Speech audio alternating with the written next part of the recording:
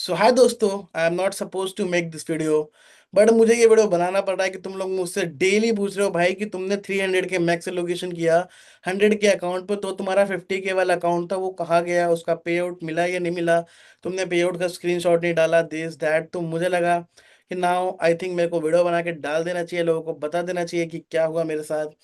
तो जैसे कि तुम लोग देख रहे हो कि that I am on a winning streak from last almost एक मंथ से, और बहुत सारी चीज़ें हुई इस बीच में कि लाइक इससे पहले बहुत सारी चीज़ें हुई कि मैं लगातार लॉसेस कर रहा था और करते ही जा रहा था। पे आउट्स आते थे, फिर लॉस होता था, फिर पे आउट होते थे, फिर लॉस होता था। मतलब बहुत स्लो स्लो चल रहा था। मतलब मैं प्रॉफिट बना रहा था बट मैं साथ में लॉस भी कर रहा था। तो कहीं ना कहीं मैं ब्रेक इवन तक थोड़ा ऊपर था।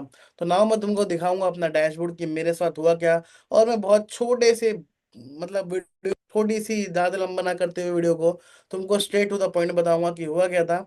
कि जब मेरे पास ये वाला 50 के वाला अकाउंट था, ठीक है, I will show you this one. इस अकाउंट पे मैं ऑलरेडी एक पे आउट ले चुका था। रुको मैं स्क्रीन बड़ा कर लूँ पहले, ठीक है। सो इस अकाउंट पे मैं एक पे आउट ले चुका था जो कि था ऑलमोस्ट $9,000 का, जो कि स्प्लिट निकल के 7,500 आया। उसका मैं स्क्रीनशॉट स्क्रीन रिकॉर्डिंग यहाँ पे लगा दूंगा, जिसका पे आउट मुझे मिल गया था।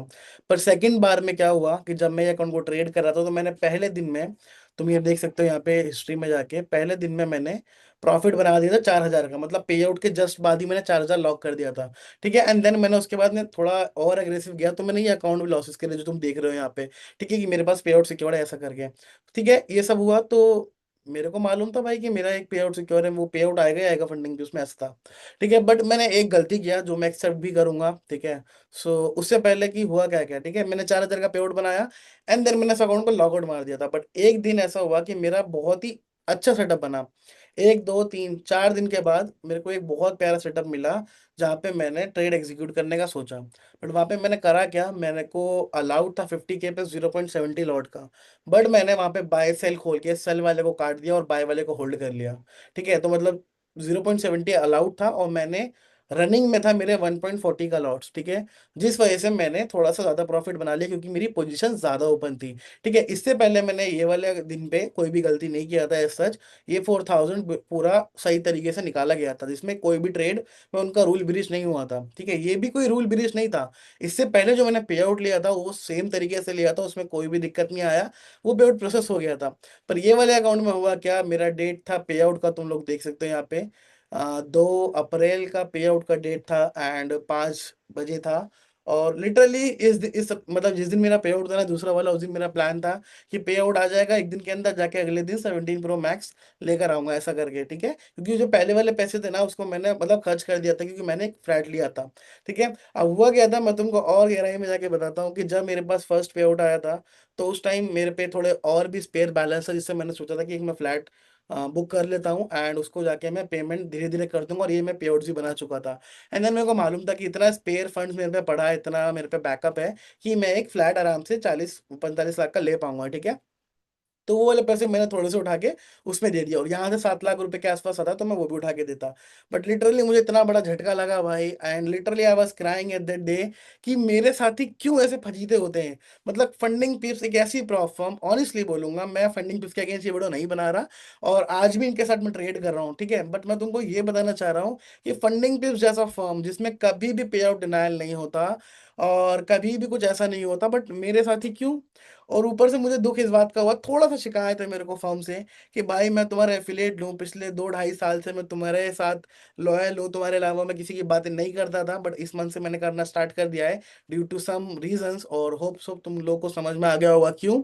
ठीक है, तो उनको थोड़ा सा सोचना चाहिए था यार, 2.5 साल से बंदा तुम्हारे साथ है, एफिलिएट है, और भाई मतलब बख्श सकते थे वो। जैसे कि जो इन्फेक्टेड प्रॉफिट था, जैसे कि इसमें से 2,000 इन्फेक्टेड था जो मैं ज्यादा लॉट लेके चल रहा था, जिससे मैंने ज्यादा लॉट खोल के बना लिया था।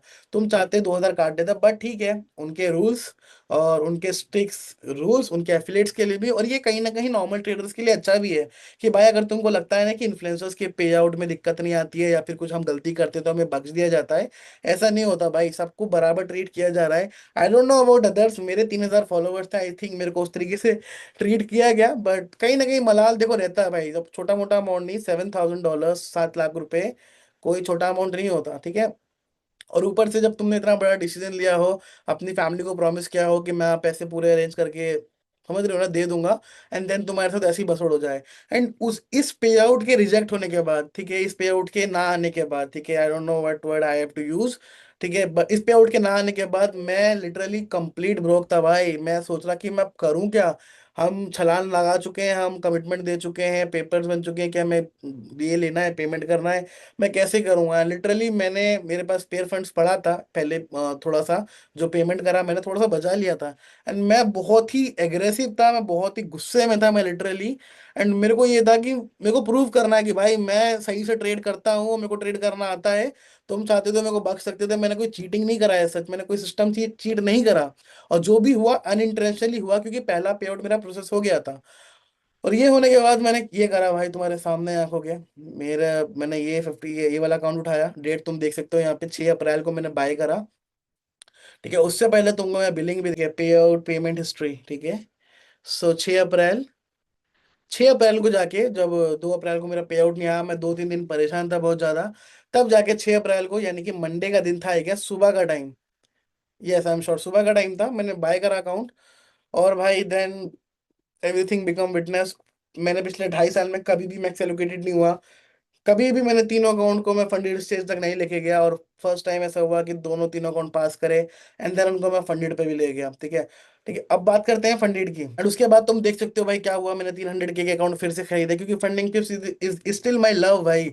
मैं आज भी फंडिंग टिप्स को ट्रेड करता हूँ, और मैं इसी में करूंगा, क्योंकि भाई बहुत सारे इमोशंस जुड़े हैं इस फॉर्म से, और ये फॉर्म एक्चुअली में अच्छा है।